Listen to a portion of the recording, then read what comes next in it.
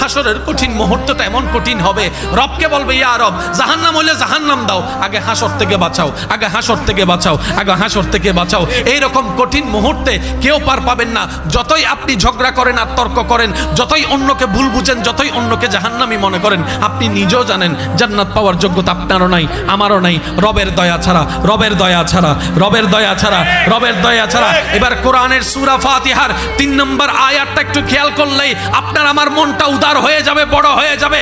আপনার আমার ভাবনা হচ্ছে বিচারের দিনে যদি আল্লাহ কঠিন বিচার শুরু করে, পাই পাই করে হিসাব নেওয়া শুরু করে, জান্নাত পাওয়া দূরের কথা, গানও পাওয়া সম্ভবপর নয়। রব বলে যে আমি তো আসমানকে বানিয়েছি আদেশ দিয়ে, জমিনকে বানিয়েছি কুন ফায়াকুন আদেশ দিয়ে, আরশ বানিয়েছি আদেশ দিয়ে, লৌহ বানিয়েছি আদেশ দিয়ে, সুবহানাল্লাহ সুবহানাল্লাহ সুবহানাল্লাহ। আমি জান্নাতকে বানিয়েছি আদেশ দিয়ে, জিবরাইলকে বানিয়েছি আদেশ দিয়ে, কিন্তু বান্দা তোদেরকে বানিয়েছি আদেশ দিয়ে নয়, আদেশ দিয়ে নয়, আদেশ দিয়ে নয়। আমি আল্লাহ মায়া করে বানিয়েছি, আদর করে বানিয়েছি, আর সেজন্য আমি তোদেরকে আশরাফুল মখলুকাতের শান দান করেছি। ফেরেশতা তোদের চাইতেও দামি, তাদের কোনো গুনাহ নাই, তোদের গুনাহ আছে, কিন্তু ফেরেশতার চাইতেও র্যাঙ্ক আমি তোদেরকে উপরে দান করেছি, কারণ তোরা আমার মায়ার সৃষ্টি, তোরা মমতার সৃষ্টি। আরে মা যদি জন্ম দেওয়ার কারণে সন্তানের প্রতি এত ভালোবাসা থাকে, সন্তানকে যদি অপরাধের কারণে বাবা পিটাইতে থাকে, পিটাইতে থাকে, ওইখানে যার পিঠটা দেখা যায় সন্তানকে বাঁচানোর জন্য, এটা মায়ের পিঠ দেখা যায়, মায়ের পিঠ দেখা যায়। বাবা যদি বলে যে আমার ঘর থেকে বের হয়ে যা, রাতের 3টা পর্যন্ত না খেয়ে যে বসে থাকে, সেটার নামই হচ্ছে মা। মমতাই মায় মা। কেন? কারণ 9 মাস পেটের মধ্যে রেখেছে, তোকে পেটে রাখার কারণে ঘুমাতোর মতো ঘুমাতে পারে নাই, খাওয়ার মতো খাইতে পারে নাই, বমির পর বমি লেগেছে, মন ভরে বাঁচতে পারে নাই, চলতে পারে নাই, বাথরুম করতে পারে নাই, গোসল করতে পারে নাই। ওই যে একটা জন্ম, কষ্টের জন্ম, ওই মায়ার কারণে তোকে ভালোবাসে। আর বান্দা মনে রাখিস, এরকম হাজার মায়ের চাইতো বেশি আমি আল্লাহ আমার বান্দাকে ভালোবাসি, আমার বান্দাকে ভালোবাসি, আমার বান্দাকে ভালোবাসি।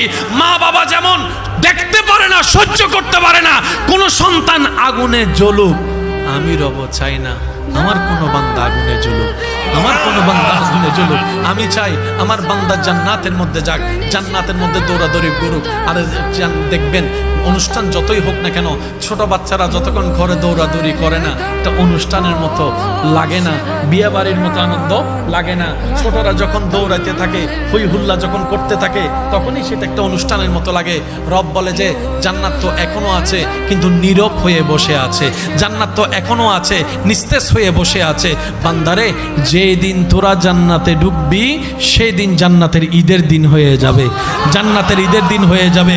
এবার বান্দা বলে মৌলা, যে পাপ করেছি জান্নাত পাওয়ার যোগ্যতা তো আমার নাই। রব বলে যে লা তাকনাতু মির রাহমাতিল্লাহ, আরে আমি রহমান আছি তো, তুই টেনশন করিস না। কোন রকম ঈমানটা নিয়ে কবরের পরীক্ষা পার হয়ে হাসরের ময়দানে তুই আয়, বাকিটা তোর রব হিসেবে আমি আল্লাহ আছি, তোর নবী হিসেবে রাহমাতুল লিল আলামিন আছে। সুবহানাল্লাহ। মালিকিয়ো মালিকিয়ো, রব বলে আমি বিচার দিবসের মালিক। ওলামায়ে কেরামের একটু দোয়া চাচ্ছে, মালিক ইয়াউমিদ্দিন, আমি আল্লাহ বিচার দিবসের মালিক। আবার অন্য জায়গায় বলছে আনা আহকামুল হাকিমিন, আমি শ্রেষ্ঠ ন্যায় বিচারক।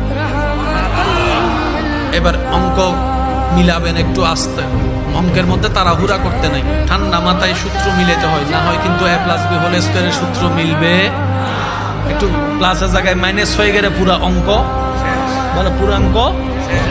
আল্লাহ এক জায়গায় বলছে বান্দা আমি আহকামুল হাকিমিন, সেকেন্ডের হিসাব আমারে বুঝাই দিতে হবে। আবার আরেক জায়গায় বলতে আমি বিচার দিবসের মালিক, এক জায়গায় বলছে আমি বিচারক, আরেক জায়গায় বলছে মালিক। তো বিচারক আর মালিক কি এক কথা? আমি আপনাদের থেকে শুনতে চাই, বিচারক আর মালিক শব্দ কি এক? না। আল্লাহ তুমি বিচারকও মালিকও? বলে যে হ্যাঁ, আমি বিচারকও তোদের জন্য, আমি মালিকও হয়েছি তোদের জন্য। আল্লাহ কেন? তোদেরকে বাঁচাইতে। বিচারক কাকে বলে একটু শুনেন।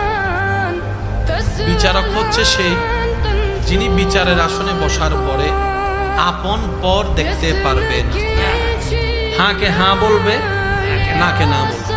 ওনার বিচার করতে গিয়ে যদি ওনার নিজের রক্তের ছেলেকেও ফাঁসি দিতে হয়, ওনার এখানে কাঁপতে পারবে না, সাইন করে দিতে হবে। এটার নাম বিচারক। কথা বলে, এটার নাম কি?